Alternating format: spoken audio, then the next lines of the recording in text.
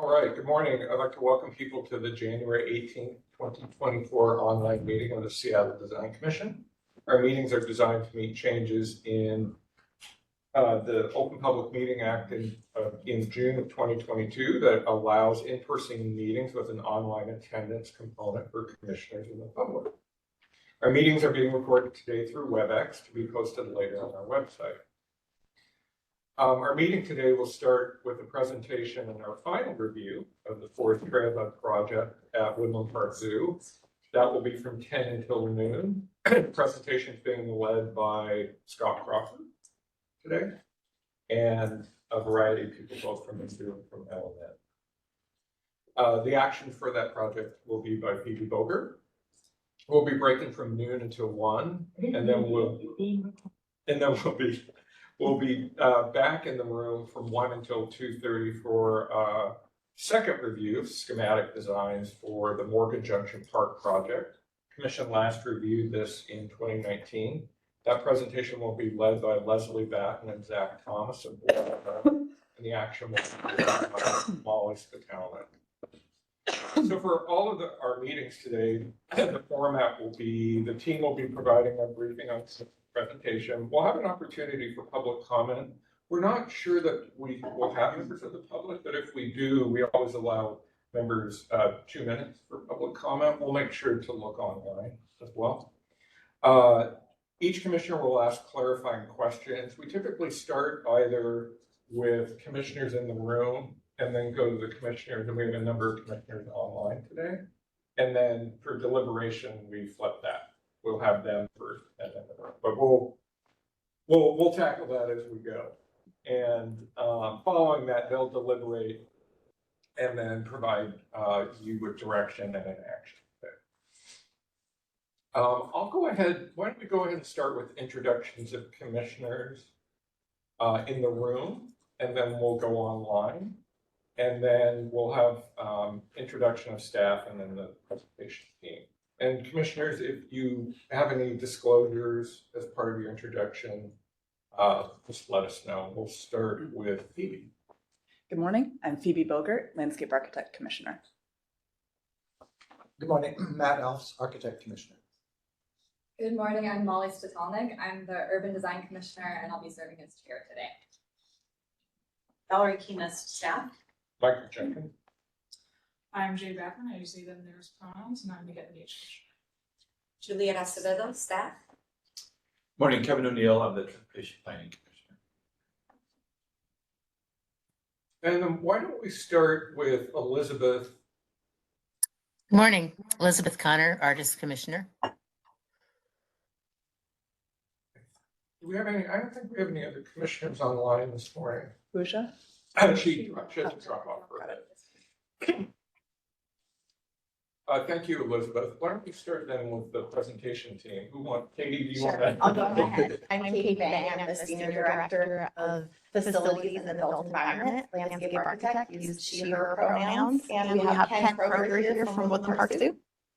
You can mute twice, mute the laptop and mute the meeting. It's double muting. Don't worry, you're not. You've been in the room on.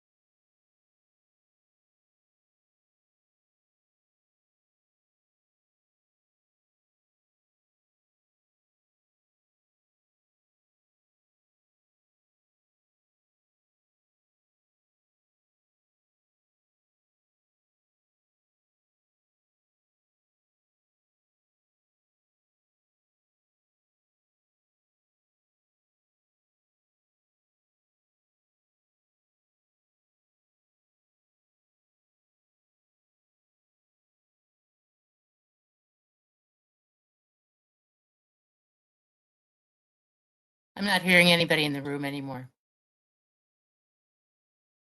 Are you hearing us? Can you hear us There. now? Yeah. That's better. You are? Thanks. Okay, great. Okay, great. Looks like we've got it. We got Okay. it. Well, thank you all for being here. We're really excited to share the latest progress in our Woodland Park Zoo Forest Trailhead project. Happy New Year. It's going to be a big year for us, and we're very excited. So just wanted to kick it off by talking briefly about, next slide. The agenda here today. So many of you have seen this project before and a few other times that we've been here. So we're going to kind of go quickly through the project overview, but we want to make sure that you do understand the project. There's a lot of twists and turns on this one. So literally, feel free to let us know if you don't understand something. We're also going to talk a bit about what we've heard. We've done a lot of community engagement work on this project, some of which we've talked about before, but we want to get you up to speed. Some of that comes from you. You are part of our community. We'll update you on design and with a particular focus on sustainability. And then we're going to wrap up with the Hummingbird crew, who have just recently done some great community engagement work that was really going to feed the project moving forward. So they're going to tell you a bit about that work. And then we're going to talk about, the zoo will talk about how that work is going to impact work moving forward. So just as a background, the origins of this project were unfortunate. There was a fire at the day-night house, which is on the site that was on the site that our project will be on. Next slide. The project and the day-night house are located right at the heart of the zoo. That's that white spot there in the middle.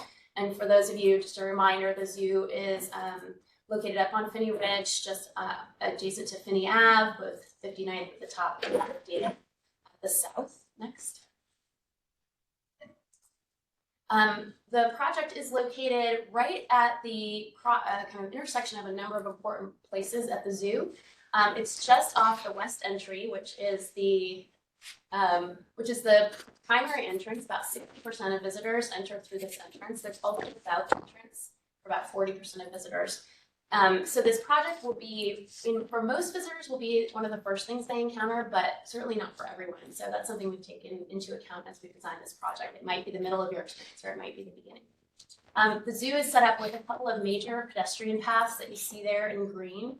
The one that goes all the way around is called the loop, and the one that crosses over we call the cross loop path. So we're at this really important intersection there. The meadow where zoo tunes and other major events happen is also right there at the corner. And you see there the day-night house. This image is now old. That day-night house right in the middle of our site has now been demolished this year. And so we are excited to begin to build on the site. Next. The project vision has really remained unchanged since the beginning of this project. It's a really exciting and ambitious project vision, really looking to create a social movement for conservation. The zoo has been master planned in large part around just seeing kind of animals and that immersive experience, which is amazing. We have such an amazing zoo, but we're looking in this project to really reframe the zoo experience around forest conservation in particular. We'll tell you a little more about that. We're looking to facilitate empathy building experiences. This is something that the zoo excels at already, but we want to continue that with this project. We also want to be showcasing that these animals are really receiving extraordinary care. As I mentioned, the master plan originally was really about seeing animals. It was kind of it was trying to keep you from seeing any people. So it was always about an immersive experience with animals. But we're really trying to change that with this project and show that there are people involved here who are doing amazing work. Both for the animals at the zoo and for conservation around the world. And finally, looking for something that's flexible and long-term that can grow and change with the zoo as things change over time. So how do we do this? We started by talking to lots of people. The zoo has done a lot of research over the years. We did community engagement work as part of this project. And what we found was that while we know that zoo and aquarium goers in particular are really sustainably oriented and care a lot about climate change, they also generally just don't feel like they know what they should do. We all do things, but really do these actions that we do make a real difference. And there's a concern about that in our community. Next. And so what we were hoping to do with our project was move people through empathy or caring for animals, which is the first step at the zoo, into feeling inspired and seeing that there are solutions out there that have made an impact, but really moving into empowerment. How can we empower our community members to understand that their actions make a difference and realize that they're part of a much larger group of people, that together we can all really have a huge impact on our planet. And where zoos typically stop is right about at that, between inspire and empower. It's a tough needle to thread, and we're trying to do that in this project. So that's one of the most exciting things I think of this project is how we do that. And we know that in order to foster this broad social movement for wildlife conservation, that this has to be more than animals. This is about people. And so while this experience has some really amazing, interesting, unique animals that are receiving some amazing care that we'll be showcasing, this is also about bringing people together in a way that allows them to see each other and see their own impact on the world. Next. In addition, it was important to us, and this developed over the course of the project and through commentary from folks like yourselves, that we really make sure we focus on where we are in the world, that we are here in the United States and we are here in the Pacific Northwest in particular, and that we aren't shying away from that. It can be tempting in some of these zoo projects to just get so excited about this other place that these animals live in. But we felt it was really critical to setting up your ability to take action and have impact, to recognize that you're a part of a local place. And we have such an amazing, beautiful location with amenities that don't exist elsewhere in the world. So we want to highlight those, in particular forests, to our local community members, but also to all of the guests that come from out of state, internationally to our zoo. So our theme then is you can be part of the global movement to protect, restore, and sustain forests for people, animals, and people. We've had a series of project principles, which again, due to conversations like the one we're having here, have really changed over time or kind of become more refined, I would say. At one point, all of these principles were the same size on the page. And after lots and lots of conversations, we've been able to really refine those down to what we think are the most critical principles. So those top three, in particular, sharing community-led conservation successes. And this is really about letting folks who are doing conservation work around the world speak in their own voice about the work that they're doing. Three-dimensional guest and animal movement, which is getting people to where the animals are rather than bringing the animals to where the people are. And also about changing perspective. It's something we heard from our Indigenous consultants very early on, the importance of coming out of that parking lot, getting your kids out the door, getting into the zoo. How do you change someone's perspective and say, oh, I need to think differently about this, so that they can accept messages and ideas that are new and different. And then finally, continuing the awe and wonder that the zoo already provides elsewhere, and how do we expand on that while maintaining these other project principles. Next. And we've landed on a number of primary program spaces. So as Scott gets into design in a few minutes, just want to make sure you understand what you're looking at. We have a series of animal habitats, which are at the top. So we'll have arboreal habitats. These are animals that live in trees. The tree kangaroo and the red panda. An aviary habitat, which features the kea, which is a bird from New Zealand that can fly. It's beautiful. We'll have a set of small habitats, which feature smaller amphibians, reptiles, and insects. And then we're also focusing on the animal care itself and providing some views and windows into what's happening behind the scenes for all guests, so that you don't have to be a donor to get that experience. Everyone can see that. We have then a series of spaces that are really for guests. So we have a beautiful, exceptional grove of trees on our site. And so we're going to be showing you how we're weaving our path through that exceptional grove, being able to highlight the beauty that we have here in the Pacific Northwest, and really focusing people on being right here. We have experiences that we're calling the forest floor path, which highlights how the forest is not just trees, it's everything down below and underground, and all of those things work together to create a forest community. Plaza, which is a space inside the pavilion that's heated, that's flexible and open, that can be used for various types of engagement activities, people coming together around forests and around conservation, whether that's keeper talks or events or other experiences. And then finally, the conservation gallery, which is a space where we would like the people who are doing their own, the work in conservation, be telling their own stories. And so some of these, the conservation gallery and some of the other interpretive work you'll hear is still in development. That's the next phase of our work. And so some of this you'll hear a little bit more about. Next. We have an amazing team on this project, almost all of whom are local. And I wanted to just direct your attention to a couple right in the middle. Tahoma Peaks with Valerie Segrest has been our Indigenous education advisor. And she is going to be continuing on the project, especially as we get into the interpretive work. That's going to be a key area of her focus. And Headwater People, Owen Oliver has been our tribal engagement consultant and has been a part of the project from the beginning and will also continue to help us as we move into the interpretive work.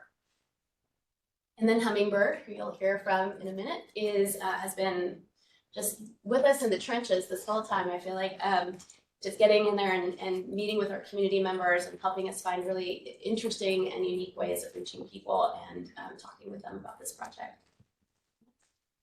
So what have we heard so far? So we showed the slide probably last time. One of the most exciting things about this project, and also perhaps overwhelming at times, is the amount of people we have touched on this project. So there are so many people just at the zoo who touch this project and will touch this project moving forward, and wanting to make sure that everyone has had a voice in this important project. In addition, then we have a set of external audiences that we've really worked hard to engage with. That's our Indigenous advisors, underrepresented communities through our work with Hummingbird, folks with different learning and physical abilities. We've gone out to our membership. This has thousands of members, and the general population, and then of course municipal leaders like yourself, the Parks Department, lots of folks who've been involved here. Next. And what we've heard is that there are a lot of internal priorities that really overlap with a lot of our priorities that we heard from our external groups. In particular, this idea of empowering local communities, not watering down climate change, but really by making sure it's there somehow. This idea of interactive and multi-sensory experiences. This shouldn't just be about reading signs and staring at animals through glass. It should really be about people having physical and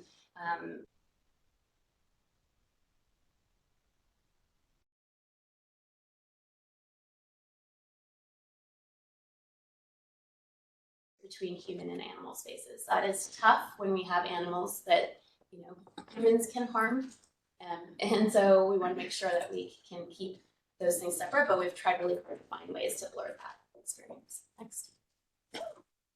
So this is what we heard from you just in our last meeting. We've had a number of meetings with you, but I wanted to highlight this so you can hear how we've addressed it moving forward. You noted that we would like us to continue to search for opportunities for cost-effective sustainability measures.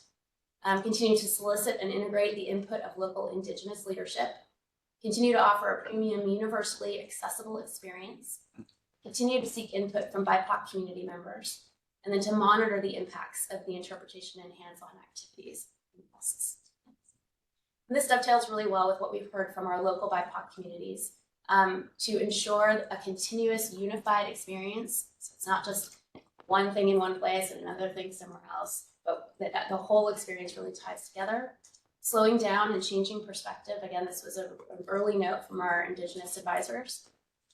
Ground the guests in the Pacific Northwest while still showcasing these other regions, showing the differences and similarities between our location and others.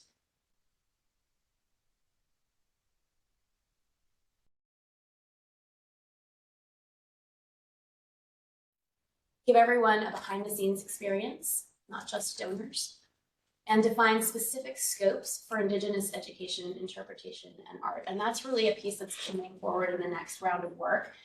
We heard very early that there was a desire to come back to them when we had to larger groups of Indigenous leadership once we had specific scope, and that's in the art and in the interpretive work is what we're defining right now. And so they will be included as we move on in this process. Next. All right, thank you, Jen. So that's the overview of the thinking behind everything that we're doing. And I'm going to walk through now some of the changes that we've been seeing in the overall spatial arrangement, as well as some of the material choices that we've landed upon. So when we previously came to you, this was our site plan. Generally, things have pretty much stayed the same from the mission of what we're trying to achieve, this three-dimensional guest and animal movement, weaving through the trees, the ability to choose your own adventure. So having multiple opportunities to enter the site, but then also making sure that within that circulation path, no one is actually going to miss anything, but you're always taking and returning to a spot where you get to make your next choice. the roof as a canopy, an extension of the surrounding canopy within this onto the interior side, and then the plaza being at the center of this overall experience, connecting you between the various interpretive moments that are happening on the inside of the pavilion with also what's happening in the surrounding site. So here's the little bit of change that we have. And the two primary things that are different now is there is an existing building here, the guest services building, and we had initially looked at an opportunity for having the path land in that location with the idea that we would relocate this function somewhere else within the zoo. After doing a search around the zoo for potential other sites, as well as considering what it would mean to reconstruct this building, it was decided to actually keep it in place. We then avoid the demolition of a building that is actually still functioning for the needs that it serves. And we were still able to take and achieve that gradual walk up to that level 2 and also weave that then through the tree area. And then the other change that happened with that is previously we were kind of landing on that main loop path right where that guest services building is. But now as we take this canopy path and we weave it through the trees, we're coming right out onto the corner of that West Plaza, which situates it as its own separate space as you're approaching there. So here's the diagram for moving from the surrounding grade up to level 2. So we're starting at that location. We're coming through this exceptional grove of trees, and then we take and switch back to in this direction. All of these paths are at 7.5% as a slope. This also, the change with the guest services, we've reduced the overall length of what we had to build in this area. And we're trying to take with the required landings that we have and use them as moments of pause within the experience. So giving you the ability to stop at these locations, have a view out into the surrounding site, locating elements around the edges of those landings that you can then look down on and have an interpretive moment as part of that. As you continue up, you come to a landing here where you're then moving in, and what you're seeing in gray is the current footprint of level 2, and I'll talk about that a little bit more in a second. We still have then this elevated path that actually continues up to this being the highest point on the canopy path. So this is at a less than 5% slope to take us here. And then what we have surrounding that are these tree kangaroo and red panda habitats, and we'll talk a little bit more about how those have shifted as well.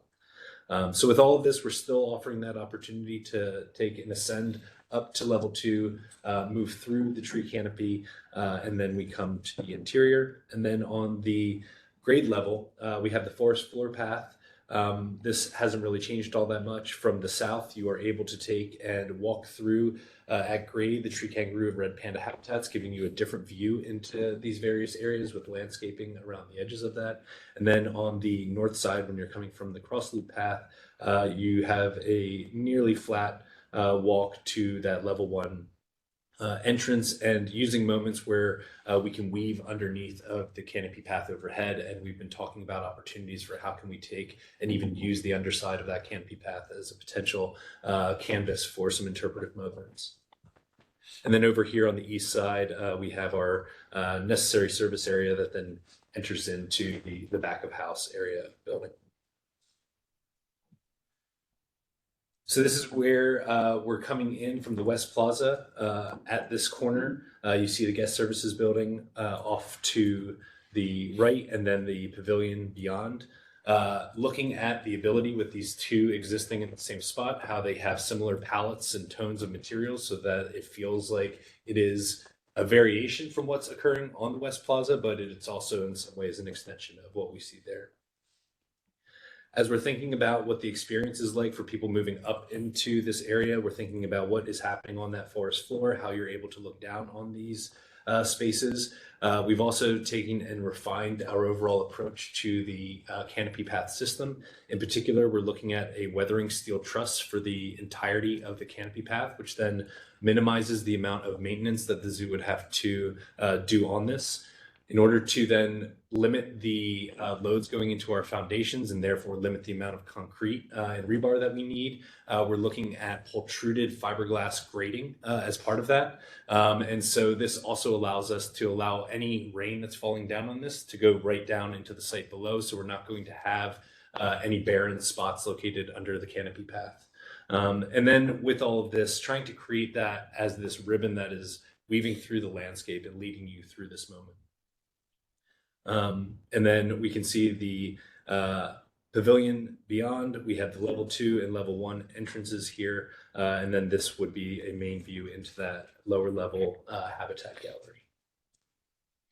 So then from the cross loop path, this is a view towards that habitat gallery. You can see on the inside of the pavilion, we have the interior circulation coming down as you're coming in, wanting to reinforce these connections between people. When we have animal moments, we want you to be looking in and seeing just the animal and its habitat. And then in other areas, we want people to be making connections and seeing what other people are doing with the idea of its anticipation for what you're eventually going to encounter.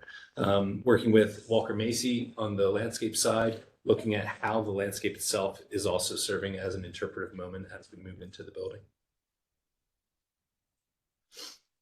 So surrounding the pavilion, we have these 3 main landscape zones: the Pacific Northwest forests, or our exceptional grove, the alpine forest to the northeast, which is where the Kia habitat is located, and then the cloud forest to the southwest, where we have the tree kangaroos and red pandas.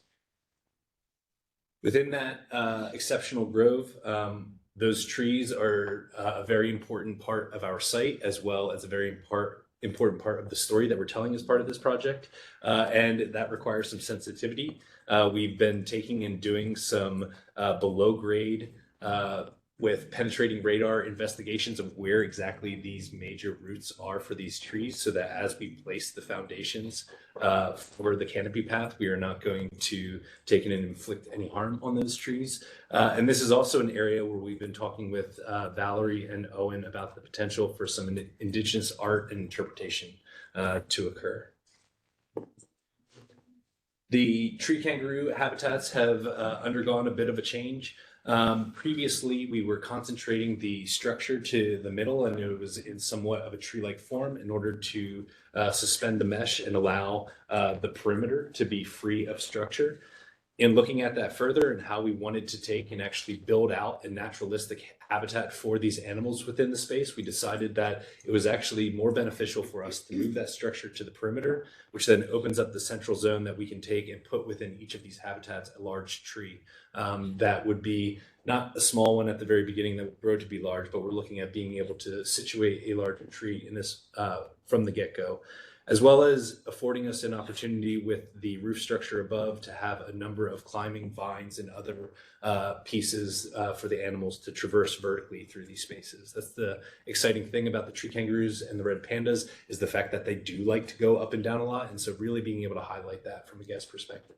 And just want to point out the figure, these are not small habitats.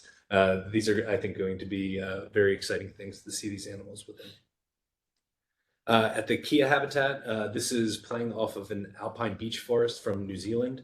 And what we're looking at there is an opportunity that as you exit out momentarily from the pavilion to this viewing platform, you're looking into the Kia habitat. Because we're still slightly elevated at that point, the grade is falling away, and we're taking and using the grade as an opportunity to also deal with stormwater management and have that as a potential interpretive piece of the project.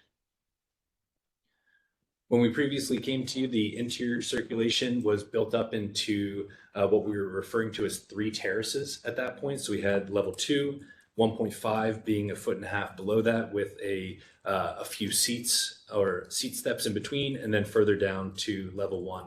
We're still maintaining this 12-foot floor to floor between level 1 and level 2. But for various reasons, we have removed those steps. There was an accessibility challenge with having those seat steps located there. It was also compressing our back of house space in a way that was making it challenging. And at this point, by having this as one continuous space, it really gives the zoo more flexibility for how they think of the use of that space. They don't have it divided into these. Instead, you could also have an event that could actually spread between all the different sides. The ramps are all less than 8%, with looking at landings along the way that give you other opportunities, so that as we get down to this is that area where you come out onto the viewing platform for the Kia habitat, as well as then being able to continue down further to level 1. So we've been having some really exciting discussions with the zoo staff and consultants around the interpretive and art elements. These are themes that are coming out of this. We've not yet incorporated this into the overall project. It's just at its early stages. And I'm saying all of this so that as we then look at these next couple interior renderings that are coming up, it's going to look empty. But that's because we're not trying to take and put forward at this point what we think those actual elements are, but we'll be working to refine that in the coming year. So that small habitat gallery, this is the ramp in the foreground that we were seeing from that cross loop path on the outside that's bringing you down into that habitat gallery. We're looking at that being a mixture of small habitats that are built in with back of house access into them.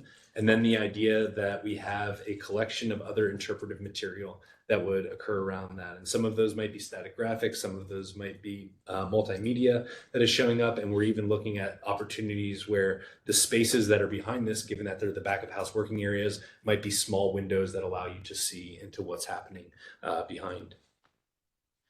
You have a view up to the plaza here on the right, and then on the left is the conservation gallery. Looking at a collection of skylights on the ceiling that would take and allow this to be a very day-lit space throughout the entirety of it. And as you can see, there's no structure coming down within the space, so it just feels like one large open area that you're situated within. Here we are up in the plaza space. Out towards your left, you're looking into two habitats that are right up against the glazing in that area. So they're still meshed in on three sides, but then one side is glazed. There is a set of doors here that can be opened up, and guests would have the opportunity to walk out onto a small balcony out there. We're really seeing this as something that in the nicer times of year, you could have this open and have the sound and the smells from outside coming right into the pavilion and give you that ability to cross that threshold easily. Down to the right would be the habitat gallery, and then we're looking out the window here to that exceptional grove of trees. On the sustainability side, we've kind of broken down what we're going to talk about into these four different categories of reducing embodied carbon, reducing and producing energy, reducing and managing water, and then biophilic design. And I'll just walk through those. We decided very early on with the project, given the focus around forests, that it would be great to take and be able to showcase forest products within this project. And in particular, the area where we're most extensively using it is in the overall roof structure and vertical structure supporting that.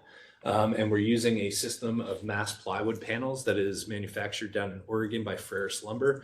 The picture you see up here on the top was from a site visit we did with them, where we got to actually see them peeling logs to make the veneers for plywood. If you've never seen this, it's one of the most fascinating things to watch how fast the log gets peeled.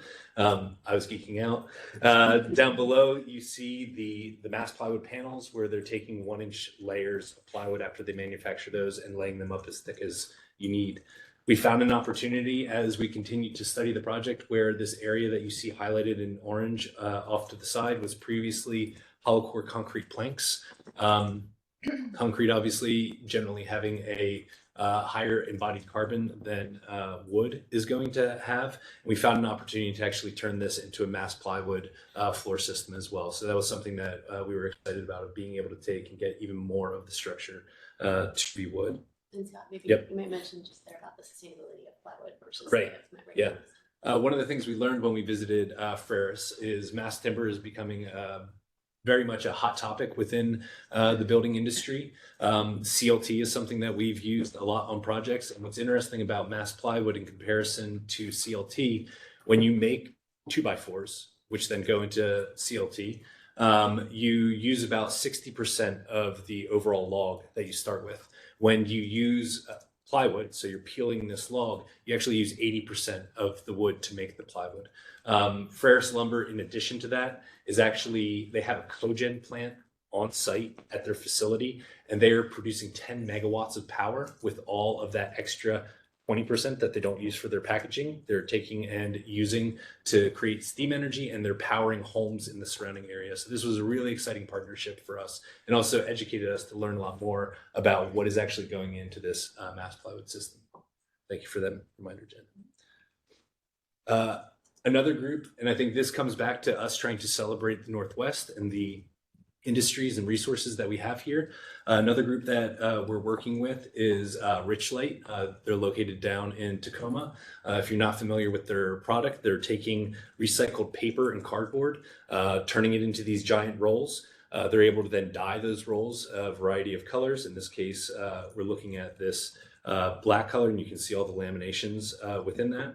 We're looking at this as a potential material within our interior guardrail system, and then we're looking at it also as the exterior cladding on the building, as well as the cladding within the back of house animal holding spaces.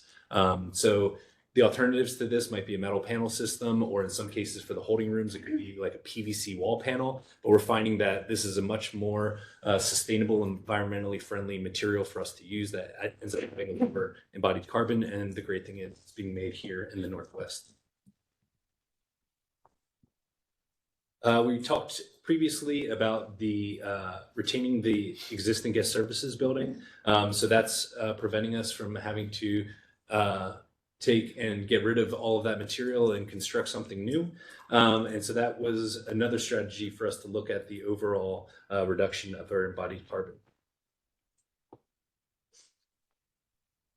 There's going to be a PV system on the roof. And then, as I was mentioning before, with the ability to have operable windows around the outside, allowing natural ventilation to be a way of passively cooling the interior of the space. And we've also taken, in working with our mechanical engineers, we're looking at having set points outside of what you might normally have within a space, and allowing the space to actually fluctuate more with its surrounding natural environment than you might find typically on an interior space. The water use, we have a large roof. We're collecting all of that water off the roof. And then we have a series of stormwater catch basins around the site that we are situating in proximity to the guest paths as a way of being able to show during a rain event where this water is going and how it's being handled on the site, and being able to show how that then shifts in relation to those storm events. It's almost a given with a zoo project that you're going to be able to check the box of biophilic design, but this is something that we got really excited about in terms of how do we take and use the views out of this building into these habitats to make it feel when you're inside that you're looking in directly to these really great exterior landscape spaces. While we have all those windows, we also need to be thinking about the other animals that are outside not wanting to get in.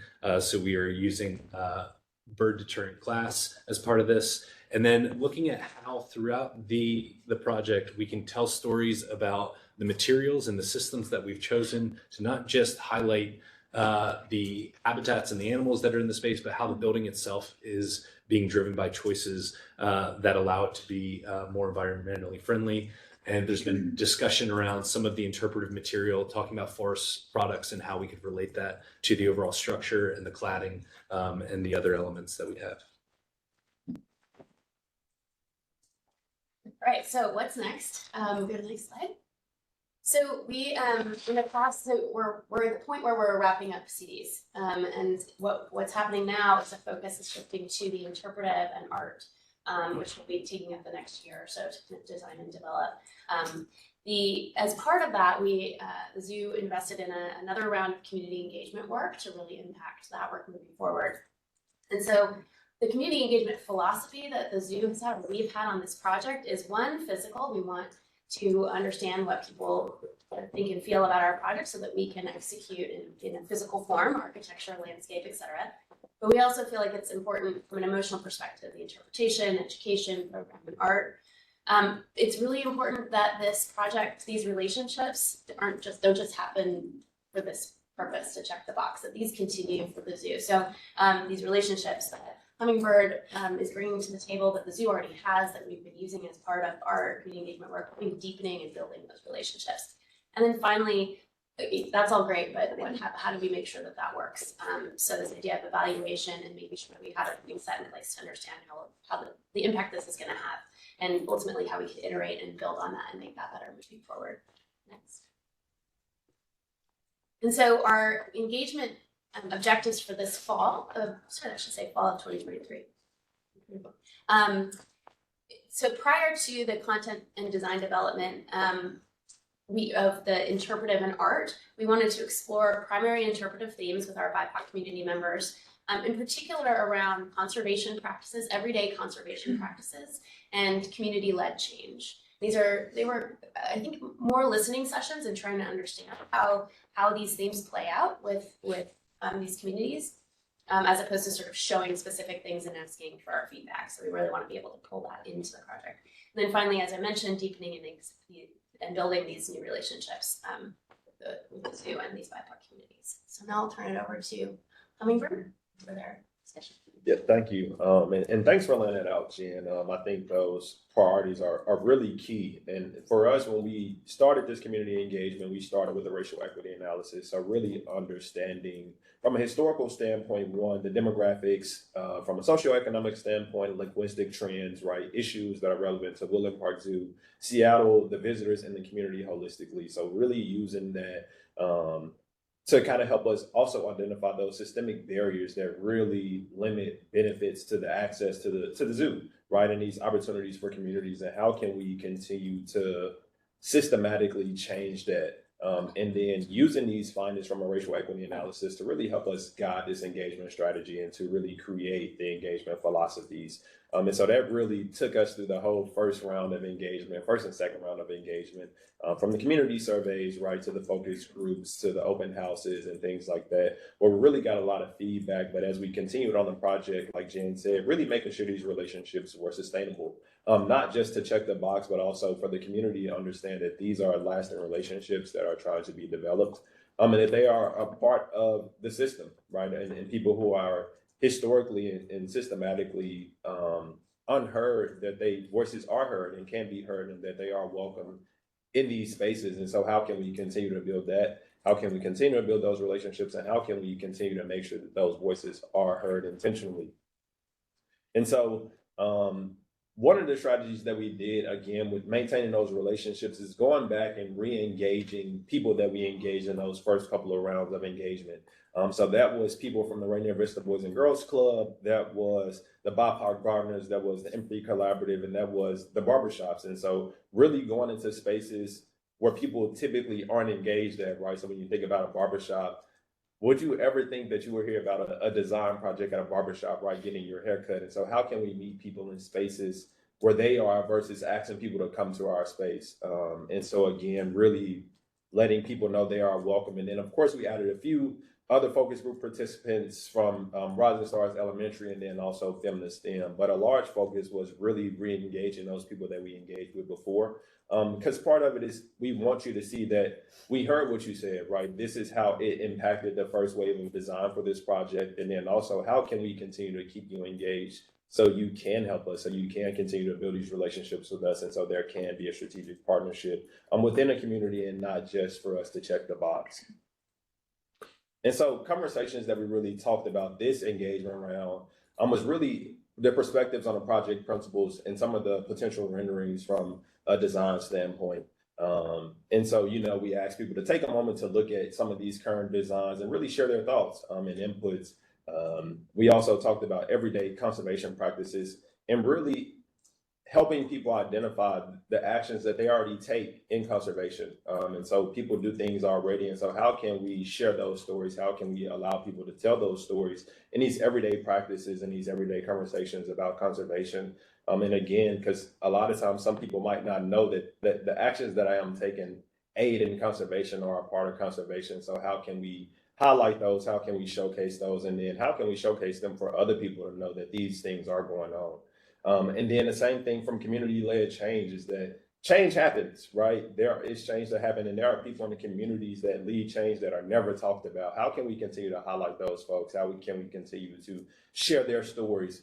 So, really getting stories, and we care about the stories. That is the impact that we really care about. And then also too, from an interpretive standpoint. And so some of these different interpretive ideas, getting some feedback on that. So what are, people's thoughts about forests? How would they like it to feel? How would they like it, to be represented? And again, how can we take those stories that are already there and share those versus us trying to create the story for you or create the story about you? How can you give us those stories and we utilize them in a way that isn't tokenizing? And so that is part of the conversations, and Liza will actually talk about some of the findings in those. But these are some of the pictures from the Boys and Girls Club. So again, really re-engaging them in the spaces that they are used to. And instead of them coming to us or coming to the zoo or coming to an open house, us going to the actual Boys and Girls Club, the Pea Patch Gardeners, right, and really re-engaging with them to STEM, and then also to the elementary schools and really doing things in a way that is interesting for them. And how can we continue to get these stories from different levels, from K through 12 all the way up through senior citizens. And then the last one, this is one of my favorites, these barbershop 101s, and really having these conversations in spaces that aren't typically thought about. And how can we get ideas and perspectives from people who aren't typically thought about in these spaces? And so the barbershop is really a cool one. And so people, it's just those one-on-one conversations about some of these topics. And again, really hearing these stories that people highlight that we might not know nothing about. And so people might not know that they actually do some of these conservation actions, but how can we bring awareness? How can we gain more awareness ourselves? And so again, Liza's going to talk about some of the key things that we really found in the focus groups.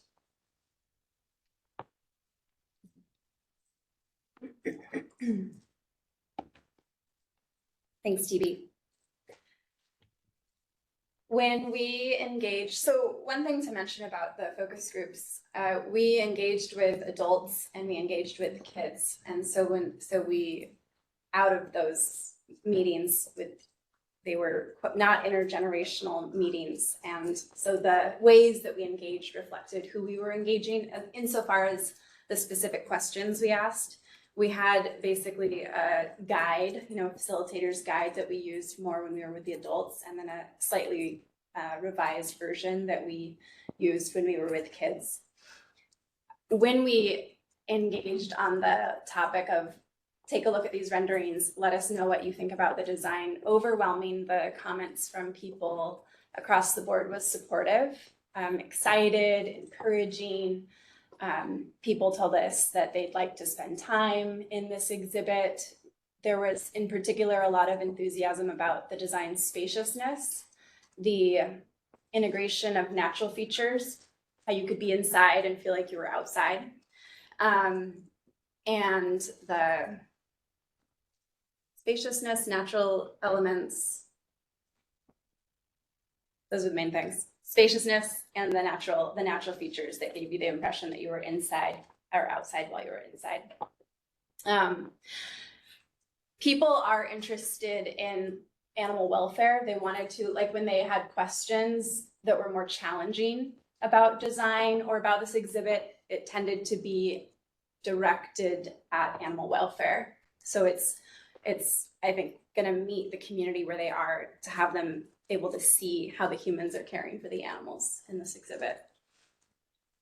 On the topics of conservation awareness, when we engaged with adults, we were inviting them to think about things that they consume in their daily lives and to sort of map out like what's the impact of these things that we daily consume. What are the stories of the stuff of our lives? With kids, we asked them more at the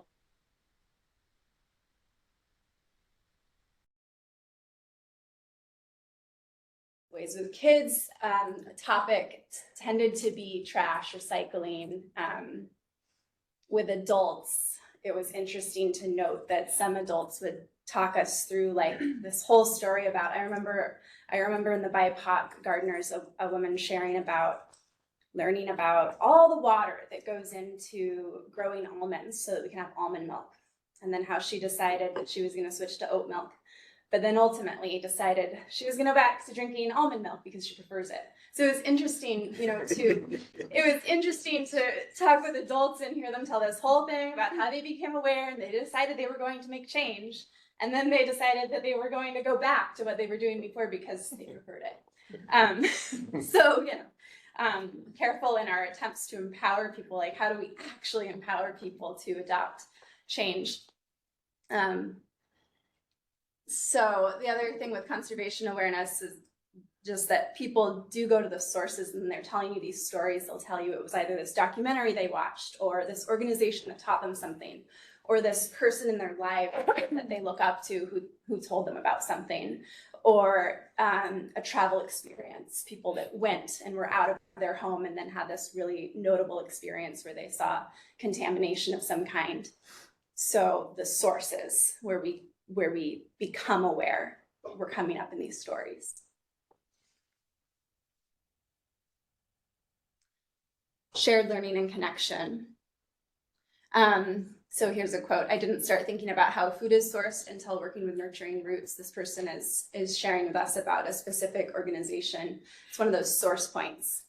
Participants reflected on how their learning often comes through shared experiences and connection with others, where they're in it not by themselves and having to decide what they think about it, but kind of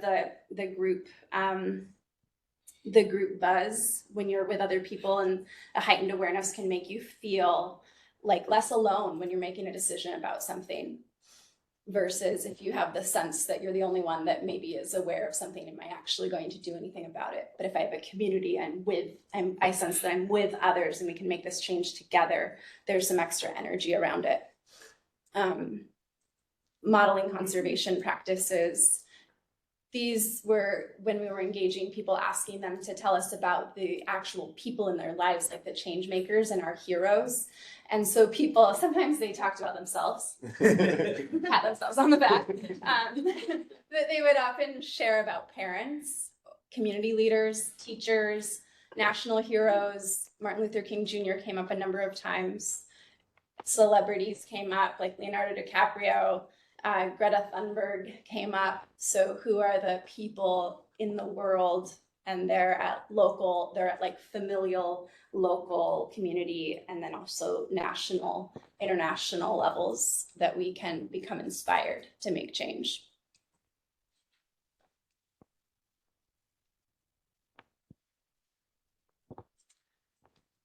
As far as the theme of community empowerment, people want to hear their own stories being told in their own words, like letting people speak, stand for themselves, represent themselves, speak for themselves from where they're coming from, trusting people to tell their stories, rather than us telling their stories for them. Barriers to change. There's a quote there, y'all can read. This came out of the BIPOC, when we were meeting with BIPOC gardeners. Someone said this: when you're BIPOC, you're prey.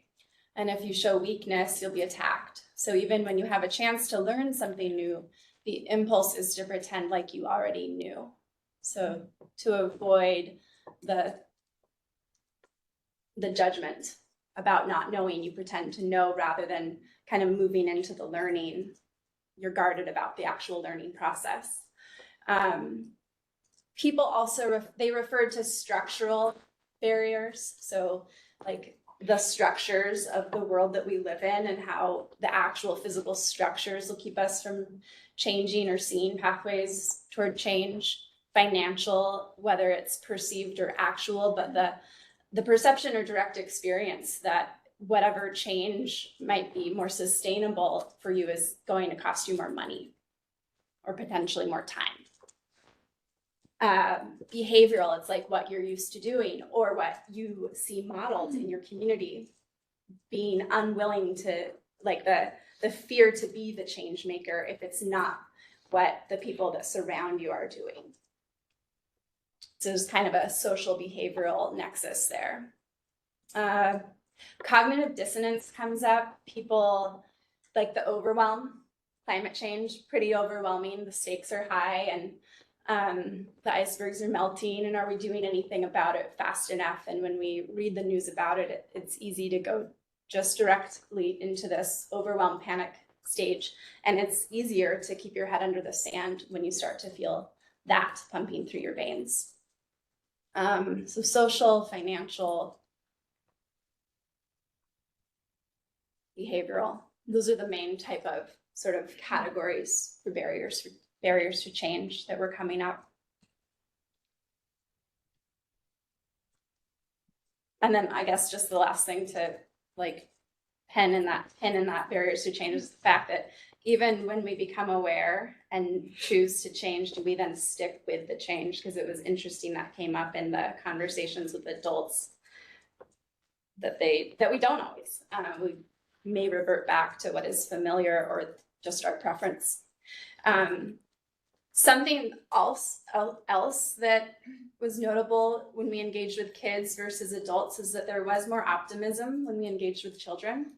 The kids were much more willing to pat themselves on the back and be like, I learned about this problem and I think I can do something about it and it's going to be okay. And the adults were much more pessimistic in their tone and expression around conservation topics.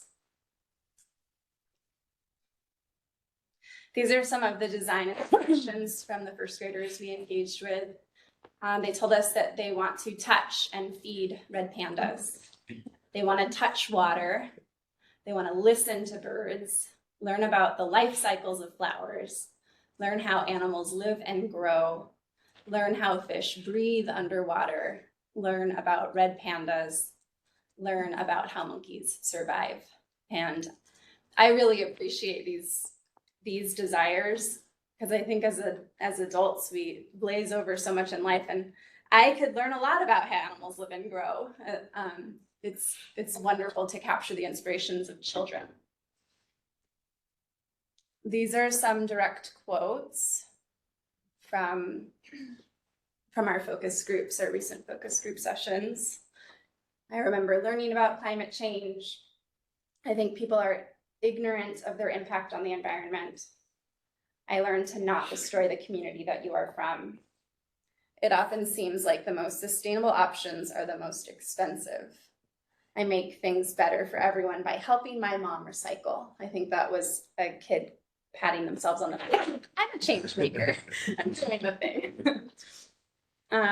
This word cloud shows some of it's just words that came out of our engagement with people, some of the topics that were covered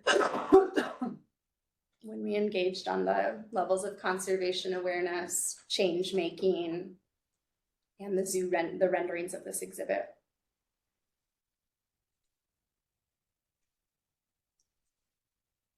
And this is another word cloud that captures some of the words and themes that came out of our recent engagement.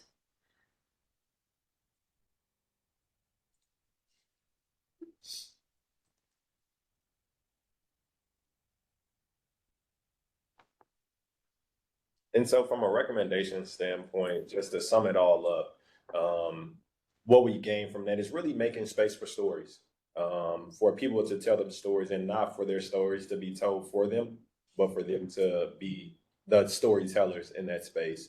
And how can we continue to share those? How can we continue to engage with visitors in conservation related stories from local communities and around the globe, to really be able to implement them, to really be able to share them, but again, to share them from the perspective of the person with the story and the person telling the story versus the story being told for them.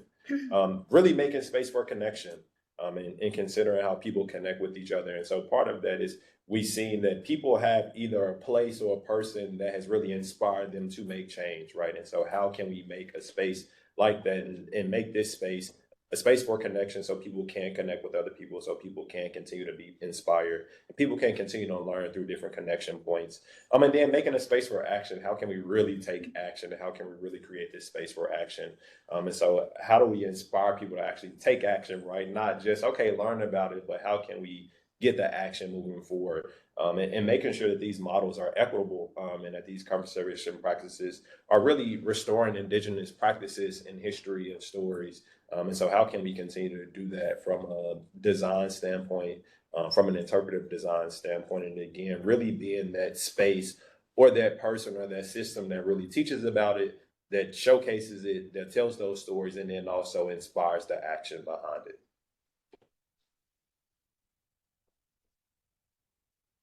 And so, Yeah, and so I guess I think what we've got out of that and the impact that this is gonna have moving forward, again, deepening those relationships, both with BIPOC community members, but also Indigenous leadership.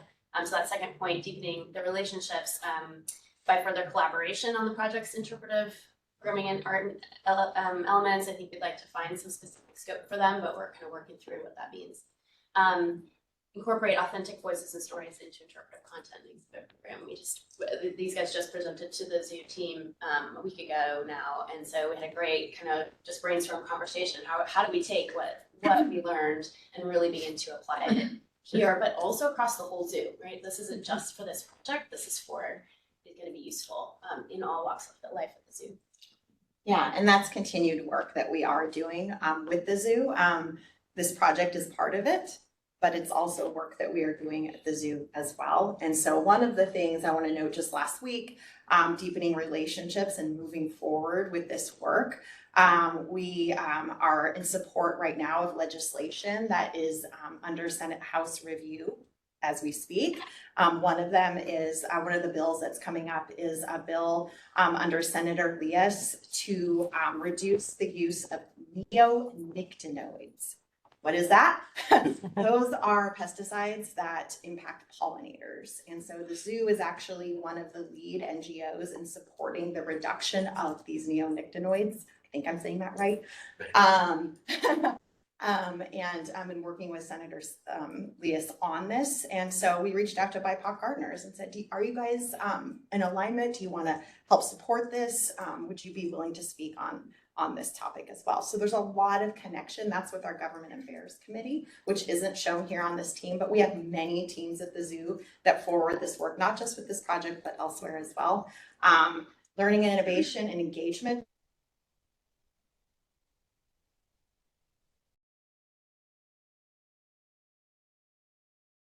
And impact group. We have guest volunteer and engagement. We have the empathy collaborative and audience research and evaluation. This is really the dream team of AZA, the American Association of Zoos and Aquariums. And we lead this work not just here at our zoo, but also nationally and beyond that as well. So we're really excited to fold this work into what else we're doing at the zoo. Next slide, please. We are currently working on our evaluation and impact work, and we have some long-term strategic goals associated with this work. They are to increase the inclusion and participation of underrepresented communities, so this folds well into that work. Increase transparency about the ethics and conflict of animal and human care, showing that behind the scenes, showing how we care for our animals. Improving perception of animal welfare, and that's another kind of hand in hand with that behind the scenes exposure to how we really care for our animals. Enhanced well-being for animals in our care. Increased intentions by visitors to take pro-environmental action. Reduce threats, improve trends for priority species and landscapes, and to increase perception by visitors of the zoo as a nature oasis and a model of sustainability. So this is a team that we have, a separate staff at the zoo that are looking at these metrics and these goals. Next slide. So the exhibit evaluation.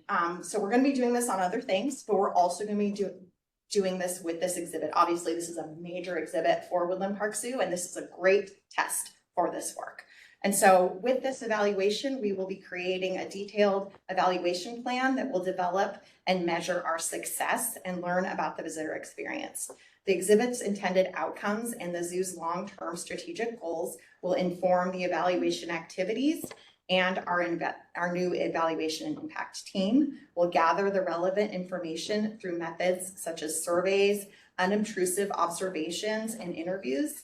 And then we'll find those results in 2026 and 2027, and will inform improvements to the guest experience as we look at long-term planning and design. I think it's one thing, again, to check the box and to say, oh, we've done all the things, we've created these very smart goals, these specific goals, but what we're doing that is that step beyond what do those goals actually do? Once you've checked that box, what is that outcome? Not just, that you've met your goal, but how does that actually move that metric? And so we have a whole team of experts that can help us determine that. It's really great. Next slide. Another thing I just wanted to bring to the team that we mentioned before was our community access programs. We shared some data with you on that before, and we have some new updated data as we closed out 2023 or coming into 2024. So I thought I'd take a moment to highlight this. Our community access program is one of the largest in the state. We engage with 287 human service organizations. We have nearly 3,000 families that enjoy our $35 membership rate.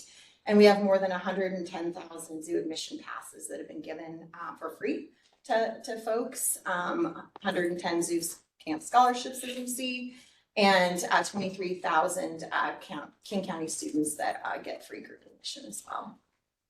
Next slide. So what we have found with this community access, again, looking at not just checking the box, but is it actually making a difference? We are kind of on our version 3.0 of this program, and we've moved to digital tickets. We find that if you can access your phone and have your ticket and you didn't lose it in your purse somewhere after a community meeting or something like that, that you're more likely to actually redeem it. We had one request period where we were working with organizations to come and kind of partner with us on these tickets. We found that we had a lot of folks that were interested, but the window just wasn't meeting when they were going to need those tickets for their events. So we opened that up into 3 request periods. And that what we have seen with that is that we increased our redemption rate by 42%. So we were seeing a pretty low redemption rate before, but by accessing these request periods, getting a larger group of folks, not just giving a huge amount of tickets to one organization, but really spreading that out and looking at how those are being redeemed has really helped us as well. You can see in 2019, we had a 29%, and in 2022, we had a 26%. So we're really increasing that number. It's great. Next slide. Some other things that we know and we've heard from the folks that are accessing these tickets are the barriers, the economic barriers, the ability, how do we get to the zoo, the cultural, the language barriers, things like that.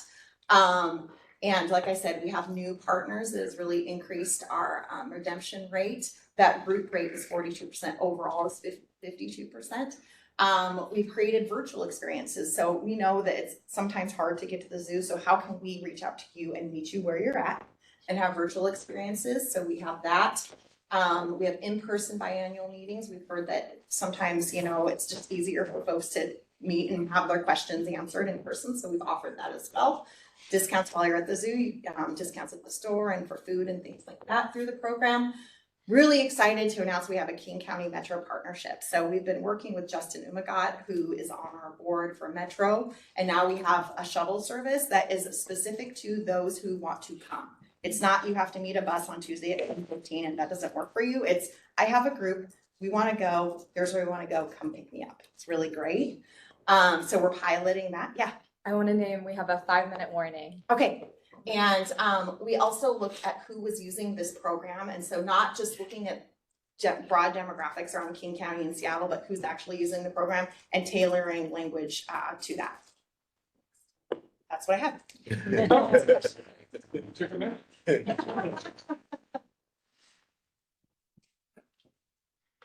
Okay, so I don't believe that we have any folks from agencies on the line, but I just want to open it up in case I'm missing. Do we have any agency comments? Thanks, Erin. Okay, and similarly, do we have any members of the public who have any comments? Okay, great, thank you.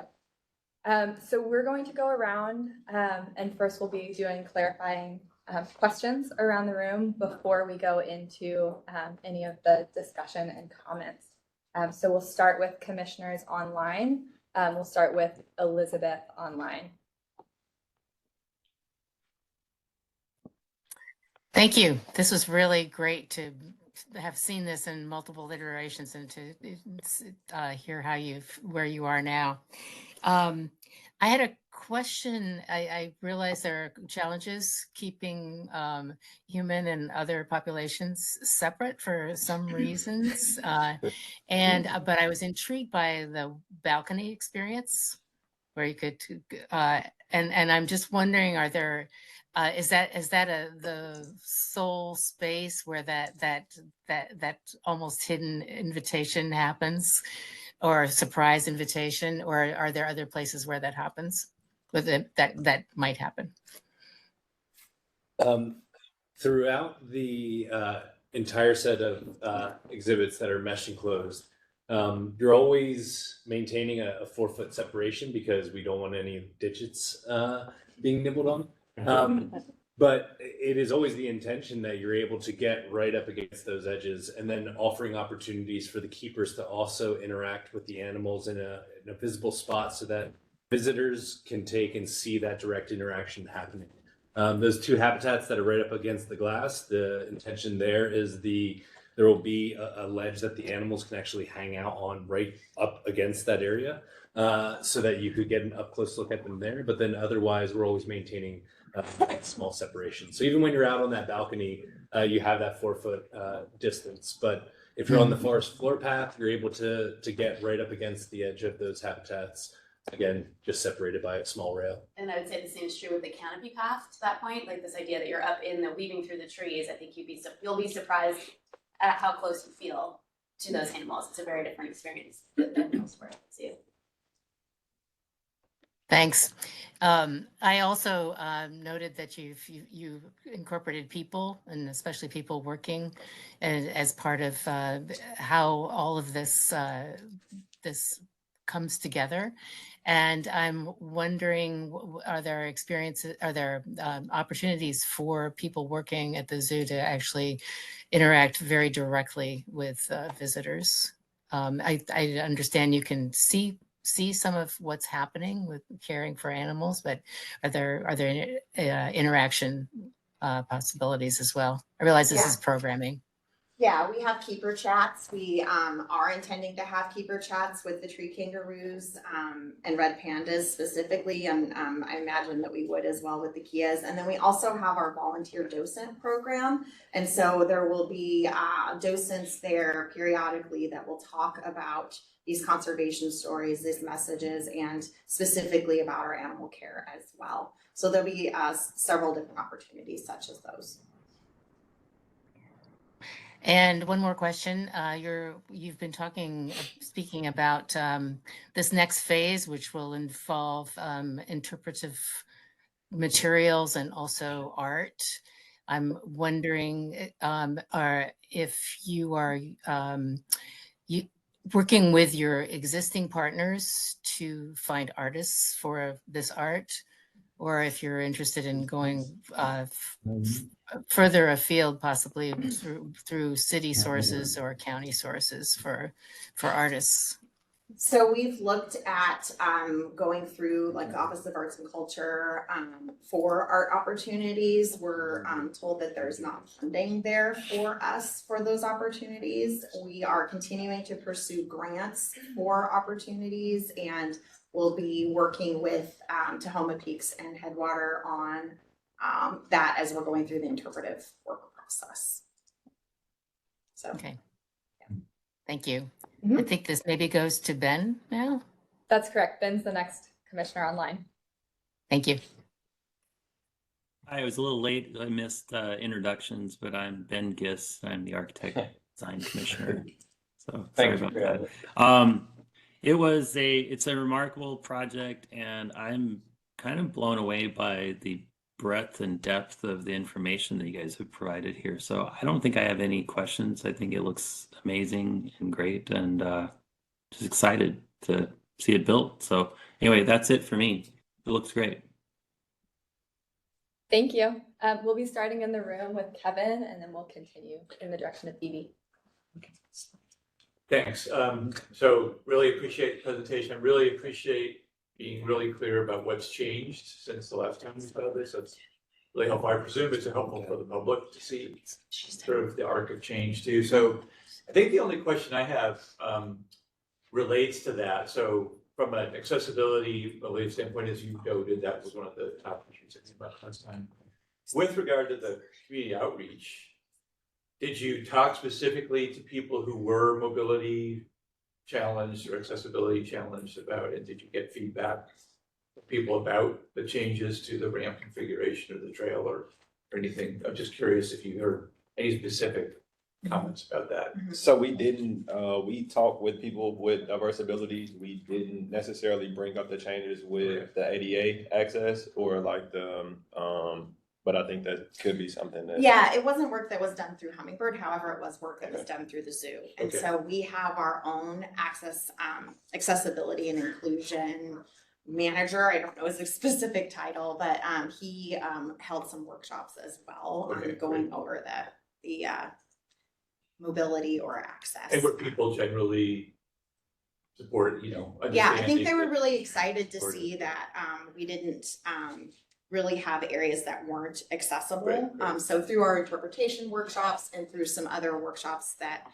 he has been doing, no, I think that they were excited that really they could access all areas. And we've also been working with Joy at the city as well. Okay, that's just great to hear. I mean, you're within the ADA threshold, but it's close in some places, so it's just good to sort of hear that that wasn't a big red flag. We're close with tolerances and we're gonna have to Sure. mind that, but given that they're prefabricated structures, we have a little bit, less Right. issue within like a cast in place concrete pathway or something such as. My favorite comment, I think, from one of those groups was, "Oh my gosh, there are no stairs. So excited!" Yeah. As a 60-something people with graduate, I kind of feel the same way, so. And obviously, like strollers for our guests are also good as well. And I think Joy was really excited to see that level 1.5 to, really got flattened out. This is me saying it's flattened out. Because there were some stairs that have been removed and it just really opens up the flow and the accessibility. Yeah, it seems like that's a really space. positive change. Yeah. I feel like it's great that you heard feedback, but that's the only question I have on it. I feel like we need to pick from one of these. Oh, yeah. I didn't know if anyone wanted to have some come on. I can just go to this one.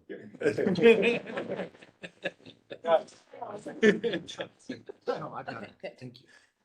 Great, well, thank you for the presentation. As Commissioner mentioned, it was extensive work and really impressive work. The few questions that I had were kind of just to continue on with some of the stuff that you presented on today and more of a curiosity on how to kind of connect all of these pieces that you've worked on. One is that I noticed in the change, especially in the internal, like level 1, level 2, and the mid-level of the internal structure, it looks like the current design doesn't have a lot of greenery inside that building. Is there opportunity to, I know that, we talked about having big open doors and ways to have that airflow and that kind of thing and a lot of natural light. But even in hearing some of the community feedback of, I want to touch these things, I want to really see them up close, is there some of that opportunity to bring that greenery inside and not have, okay, well, here's the person's structure, and then on the other side of the barrier, there's the natural greenery. Can that be a little bit more enmeshed? Yeah. Okay. You guys want to take it? Yeah. So it is something that early on we were studying the inclusion of like actual built-in planners within the space. And as we were studying it, we decided against that given the future flexibility we're hoping to have within this. But we have been having conversation with the zoo's horticultural staff around what plants we might be able to grow inside with, say, an array of potted plants in different areas. Given the amount of daylight we have in this space, we think we have a fair number of opportunities for being able to do that. And then it offers the flexibility for the zoo if they're going to have an event or if they want to reconfigure these gallery spaces that they can do so.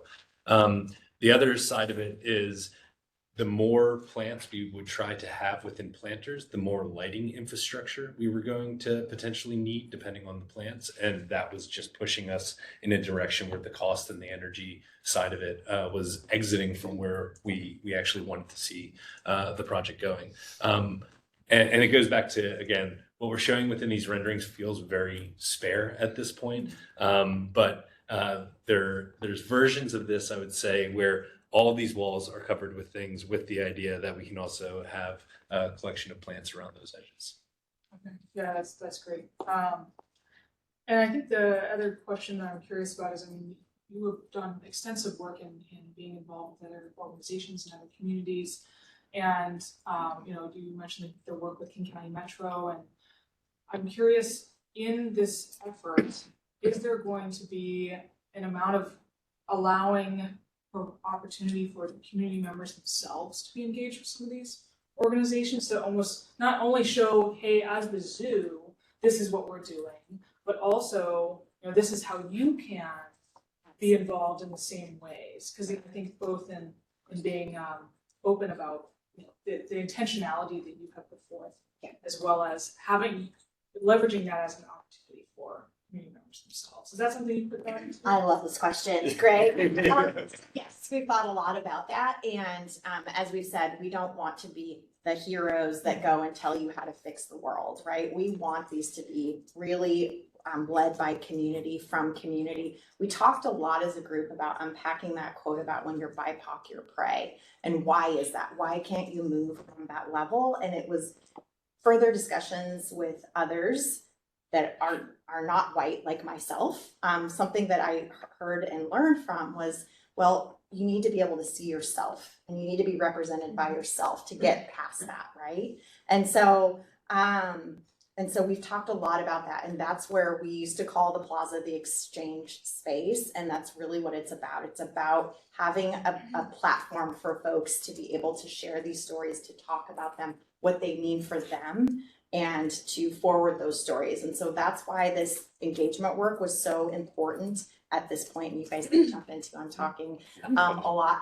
But because we want that to inform the content of the interpretive, and we want those stories to be ever changing. We aren't going to say this is a stamp in it and this is it and we're moving on. We want these to be iterative conversations that can move that needle. And once we get to one milestone, we're going to keep going, right? And so it's a continuation of a process. That answers the question. Yeah. And I know one of the things that we talked about as well is that for the organizations that we did, engage with, sharing their stories and saying that, hey, these people actually helped us design these spaces and things like that. So how can other organizations do the same thing? Or you can be involved in more things, but sharing those stories and allowing people to know that these people actually impacted the design and impacted the way this looks and feels, and hopefully showcasing that. And so other people can see it and know that, hey, these people from my community, did it. I can do it as well. So. The representation piece is really significant with the desire to increase inclusion and access and diversity within a space that's been historically quite exclusive. And it did come up in conversations even without us having targeted questions about it. I remember really clearly one group kind of they preempted all of our questions. They were like, let's talk about how many BIPOC people go to the zoo. Yeah. So I think the representation efforts have to just be continuous and constant because it's not the current, and to make it so the efforts just have to be continuous and constant. Yeah. Two things I didn't mention in my presentation were the ACE for Wildlife Network and the DEAI action plan. So the zoo has a DEAI action plan that looks at staff and community with those metrics like we were talking about to help forward that work. And we just received a $2 million grant to help us with that work. We have now staff fully full-time to do that work. And we also received a significant grant from the ACE for Wildlife Network. What that is really, it's a pot of money where we get to, as a zoo, decide where that grant goes. So we have community coming to us with needs that then we can help fund to move forward. So we're also not only saying, come do this, but here's some money and we'd love to hear how you're going to move this work forward. So this continuation of relationships, not just is, it actually has dollars behind it that then can empower community as well. Awesome. Yeah. Great, thank you. Thank you all for the collaborative presentation. I had two questions about sustainability and then a quick question about design as well. On the sustainability front, you talked about the Oregon Ferris lumber, the production story and the embodied carbon story.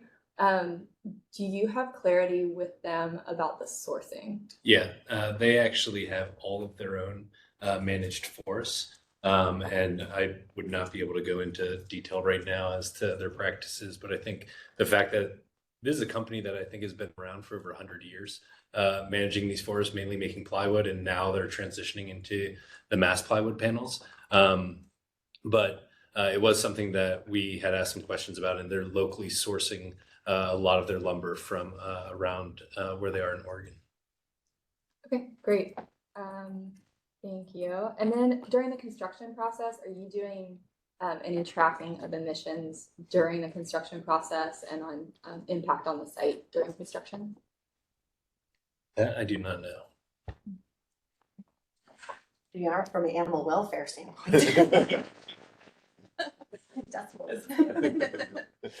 Okay.